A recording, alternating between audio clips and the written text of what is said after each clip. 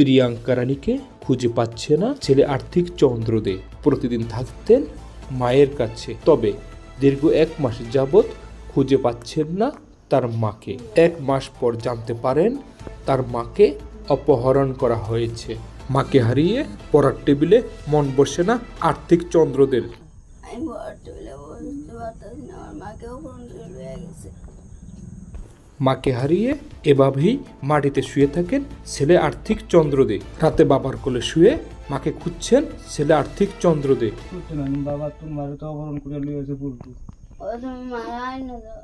কেমনে আনুন বাবা, এরকম পুলটু লিয়ে গেছি অপহরণ করি, আমি কেমনে আনি এখন তোমার বলবেন তোমার মারে আমি। ভোলার বোরহানুদ্দিন উপজেলার পখিয়া ইউনিয়নের 8 নং ওয়ার্ডে হিন্দুপল্লীতে ঘটেছে এমন ঘটনা। সহকারে মোট আমার 5 লাখ গেল টাকা নিচে আর কি গেল, ওই 3 ভরি স্বর্ণ নিচে পল্টু সহকারে অপহরণ করিয়া আমার স্ত্রীর লইয়া গেছে।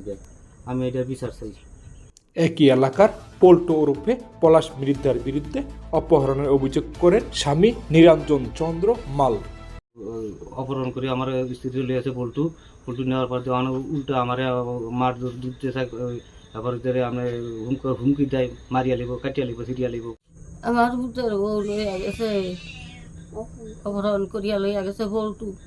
আমার নাতিকে কান্দাকাটি করতে আছে, আমি কোনো বাইরে নাতি রাখতে পারি না, মায়ের লেগে বহুত কান্দাকাটি করতে আছে, রাখতে পারি না, পড়াতে বলে ভয়টাই না, পড়ে না, লেহে না। স্থানীয়রা বলছেন প্রেম ঘটিত বিষয় নিয়ে পালাতক রয়েছেন পল্টু ও প্রিয়াঙ্কা রানী দে। মাকে হারিয়ে পাগল প্রায় ছেলে আর্থিক চন্দ্র দে।